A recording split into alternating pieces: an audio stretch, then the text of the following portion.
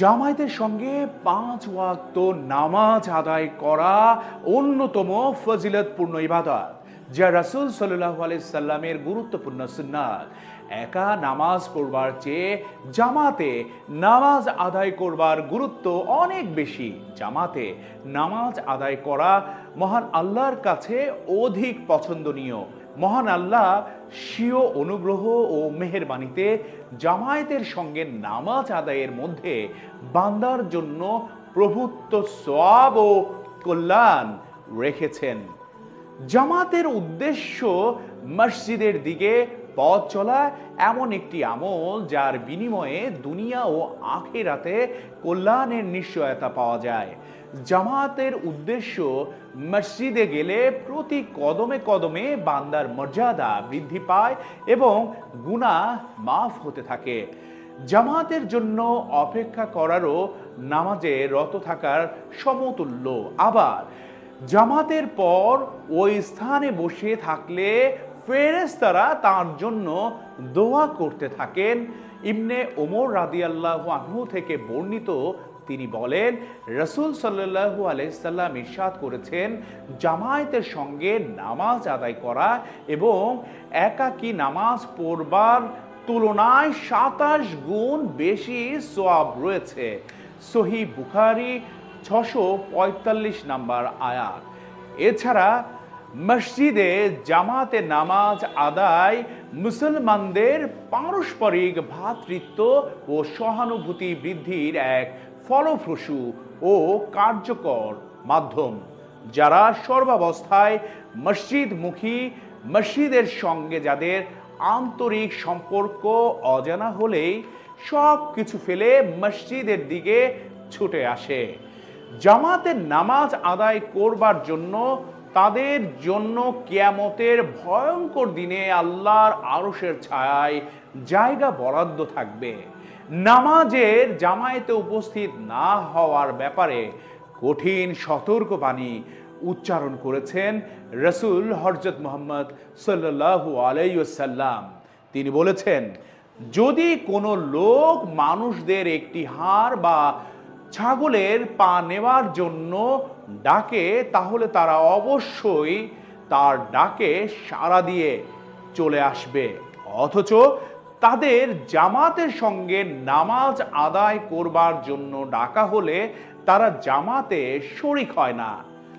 আমার ইচ্ছে হয় মানুষদের জামাতের সঙ্গে নামাজ আয়োজনের নির্দেশ দেই, তারপর ওই লোকদের কাছে যাই যারা আজান শুনেছে কিন্তু জামাতে উপস্থিত হয়নি, এবং আমি তাদের ঘরবাড়ি আগুন দিয়ে জ্বালিয়ে দেই।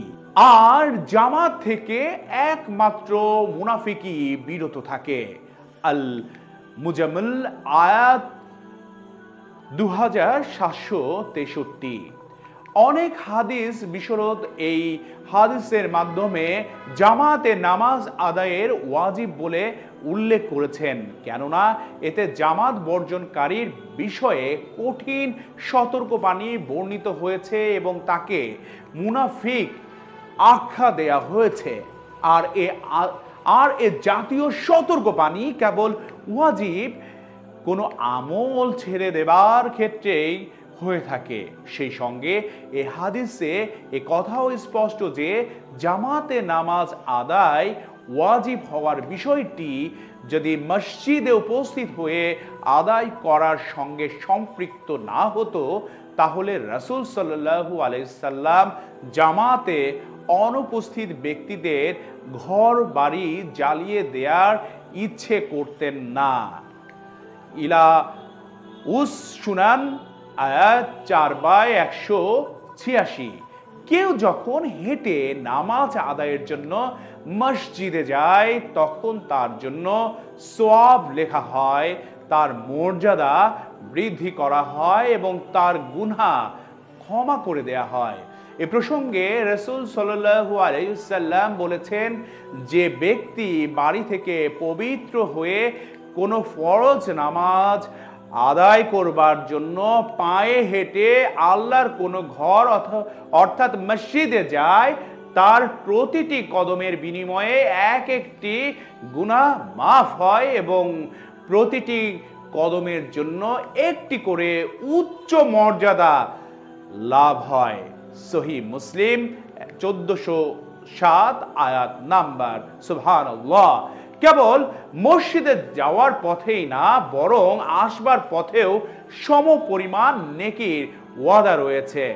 নামাজ এমন এক আলো যার মাধ্যমে আমরা জীবনের অন্ধকারের পথ খুঁজে পাই।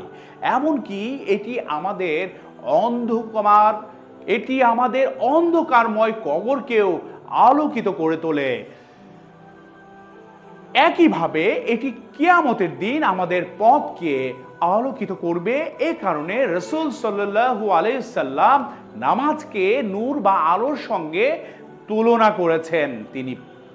তিনি বলেছেন, নামাজ হলো আলো।